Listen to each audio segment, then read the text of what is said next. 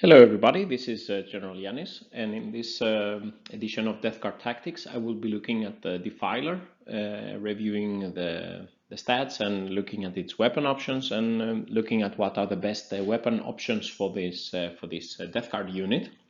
So let's, without further ado, let's jump into it. So the reason I haven't looked at the Defiler until now is that basically the Defiler, in my opinion, felt like a Chaos Space Marine unit just thrown into the Death Card Codex.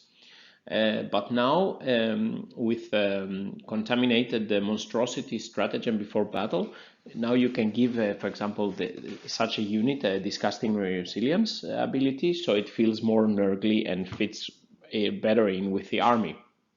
So in this video I will be comparing the various weapon options and their damage output in long range, short range and melee combat. And in an upcoming video I will be comparing the Defiler with the other Death Card Demon engines, where I recently compared the Plagueburst Crawler, Foetid Bloatdrone and Myphitic Blighthauler point for point, and then I will be adding this. And I'm also very excited to see what the numbers will say and if I should consider adding some Defilers in my Death Card army collection. So what weapon options are the best for the Defiler? Let's have a look. Starting with the Defiler baseline stats and abilities, the Defiler is like the other demonic engines. The Defiler has a ballistic skill of 4+ and a demonic inval save of 5+.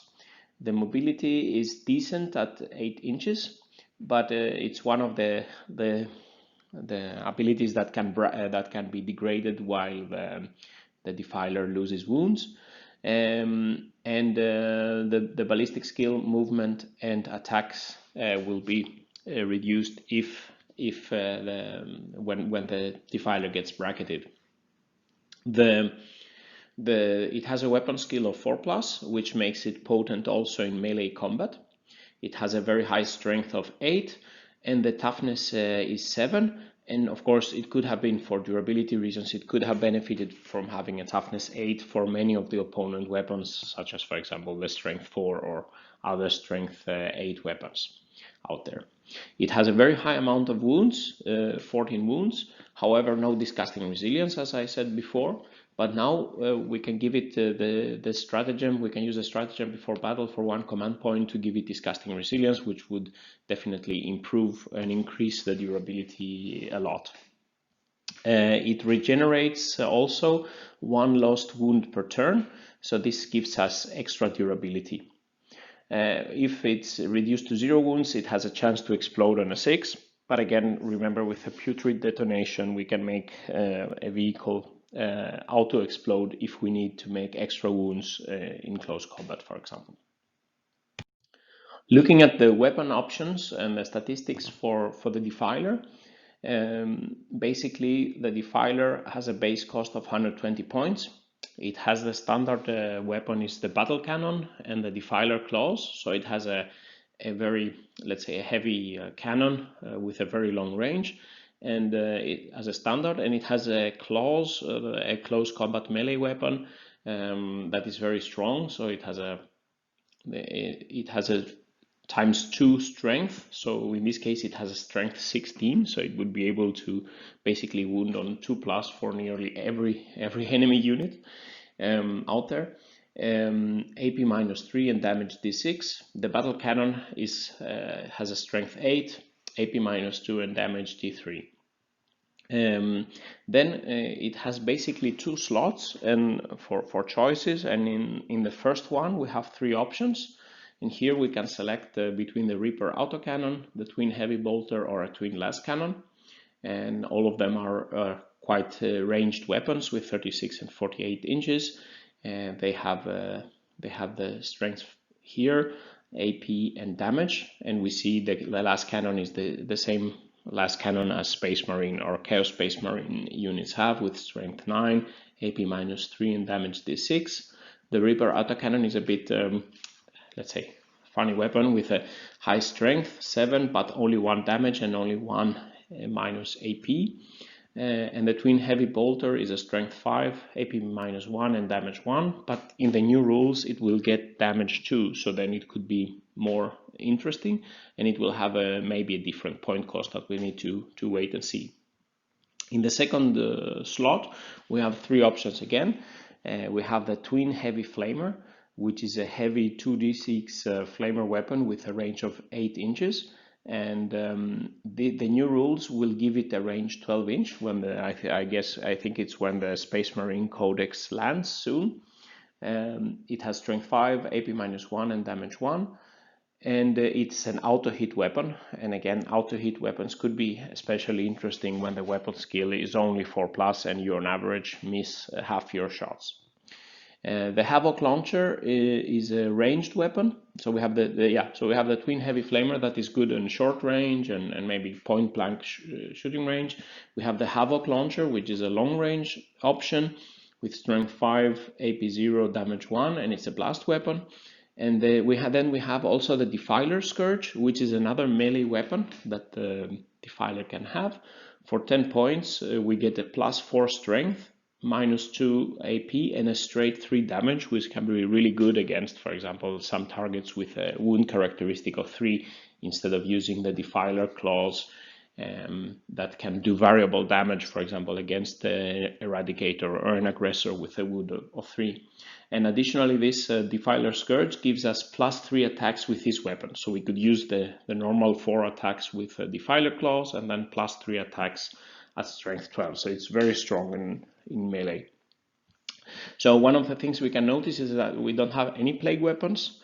So it doesn't have added synergies with some death card abilities like Arch Contaminator or other synergies with some stratagems, etc. The standard weapons are the Battle Cannon and the Defiler Claws. And additionally, I forgot to mention here, you can also take one combi weapon. Basically, you can take a combi Melter, for example, for 10 points, or a combi Flamer for 10 points. In this analysis, I haven't considered this to make the analysis a bit simpler, because already here we have a lot of variations and different options here. And so the first slot gives us 3 options of different long-range cannons, and the second slot gives us 3 very different type of options. We have the Twin Heavy Flamer, as I said, which is good for close range shooting and defend, like Overwatch and melee shooting and auto hit.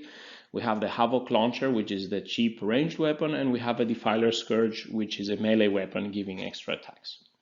So let's go through these different weapon options in different roles and see how they compare.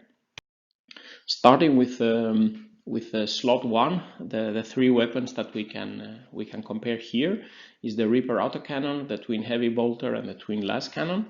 And here is the average damage expected against the variety of targets. And this is the type of graph I have been using in my other videos. But a quick summary here is that here we have the targets that have 4+ inval save. Here are targets with no inval save. These targets here have a 2+ armor save, 3+ armor save, 4+ armor save, etc. And for each of the groups, we have the toughness increasing from left to right. So we have toughness 3, 4, 5, 6, 7, 8, and so on. So for example, in this case here, we would say a 3+ armor save with a toughness 4. That could be, for example, an Intercessor. A Predator is 3+ armor save, no inval save, and toughness 7. A Blightlord Terminator would be a toughness 5, 2+ save, and 4+ inval save.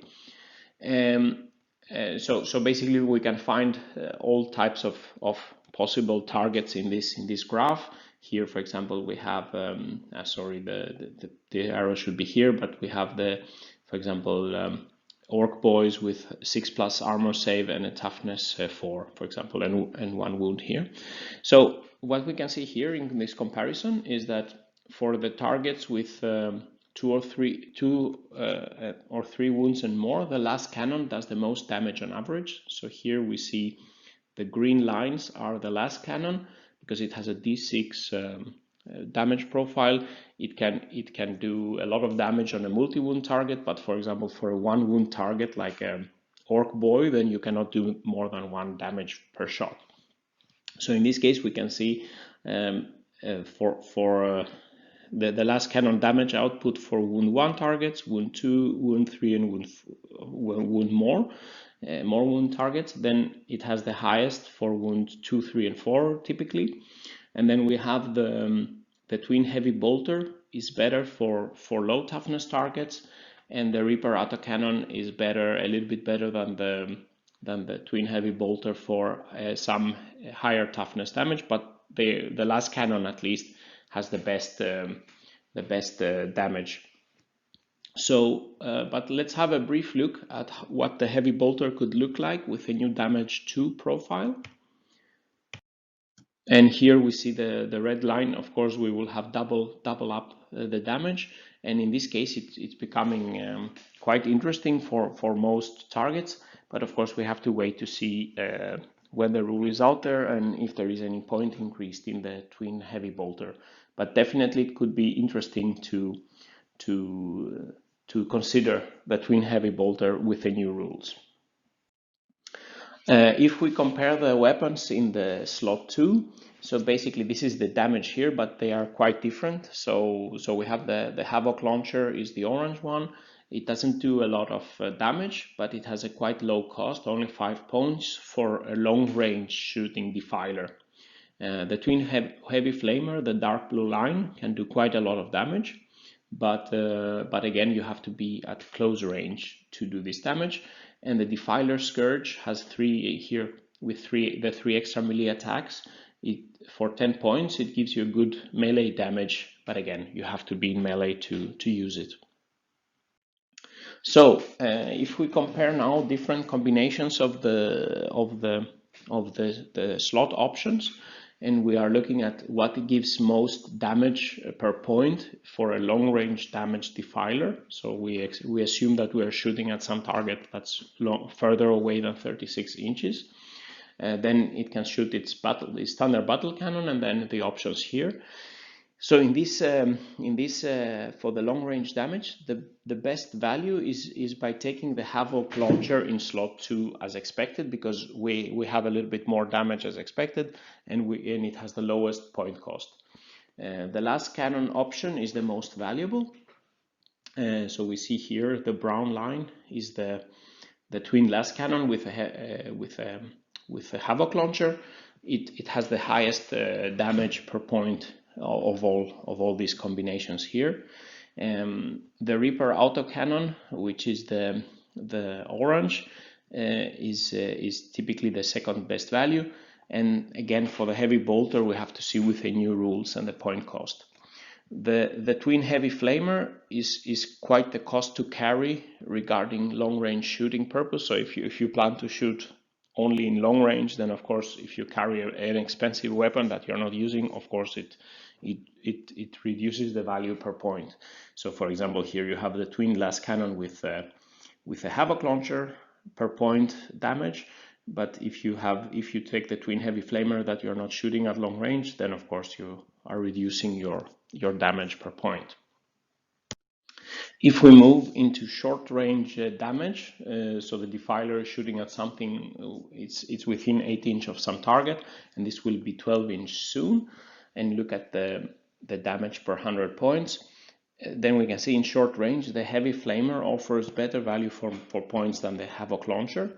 So for example, here we have the twin last cannon with a twin heavy flamer is the red line, and compared to the Havoc launcher, which is the brown line for the twin last cannon. So the best value for points at short range is the most expensive option, the twin last cannon and the twin heavy flamer. And then as a second choice, we have the Reaper autocannon and the twin heavy flamer. It's the blue line, also giving good value for points because it's cheaper. It's 160 points, and instead of the 190 points, which is the red line. But still, twin last cannon and twin heavy flamer gives the best value for points until now. Until maybe the heavy bolter will have a higher damage output. Continuing and assuming now that our Defiler is locked in combat at the start of our turn, then it can shoot its weapon at point blank range with a -1 to hit, and it's not allowed to use the blast weapons. and then it can do its melee damage in the close combat phase, in the fight phase. And here it's again the damage per 100 points. So we can see that the Defiler is very potent, locked in this scenario, because we can do considerably very high damage against various targets here. And here we can see the best damage value is the Reaper Autocannon and the Defiler Scourge. So basically we have the Defiler Scourge options give the gray, the light gray, dark gray, and the green. They have basically always the highest damage per points. And of course, if we take the cheaper option for slot number 1, then we have the best. Continuing with melee damage only. So in this case, we only have the fight phase. For example, it could be the opponent's turn, and the Defiler is locked in combat, and then it can fight with its weapons. So again, we see that the Defiler Scourge is definitely gives the most value in this category, with the cheapest slot number 1, slot 1 weapon, the Reaper Autocannon. So the light gray, the light gray, the dark gray, and the green are the Defiler Scourge options. So here we can see that these 3 options give the most value per point. But of course, the other options that only basically in melee they can only fight with a Defiler clause, they still do quite significant damage. But again, then you're carrying a lot of weapons here that you cannot use in your opponent's turn, but you can use the Defiler Scourge for additional attacks. So yeah, the options without the Defiler Scourge still do okay damage thanks to the Defiler Claw standard weapon. So summarizing some of this in some maybe easier to understand summary table.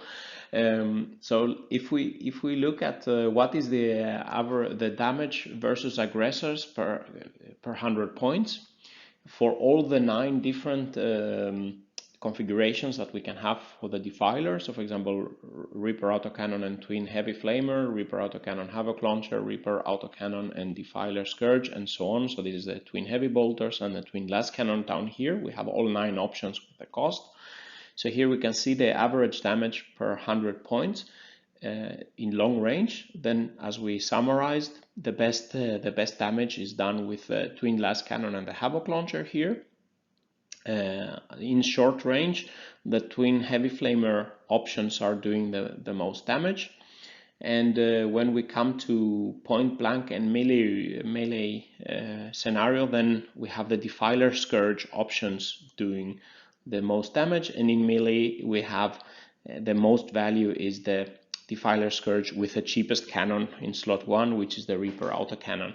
And this is versus aggressor, so say armor save 3 and toughness 5 unit with multiple wounds. And here we have an impulsor with toughness 7 that has a 4+ invul, let's say if it has the shield dome. So of course we are doing less damage, but still considerable damage against this opponent with a 4+ invul save. But the ranking is again the same.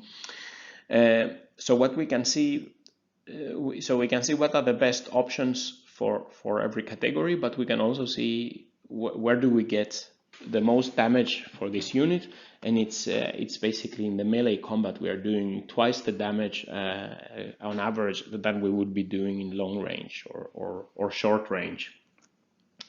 So summarizing and some final thoughts. So the numbers suggest that the role in which the Defiler does the most damage per point is in melee combat and it's point blank shooting. So with this role you can rush them forward and intimidate the opponent lines with a high durable unit and very hard hitting melee weapons.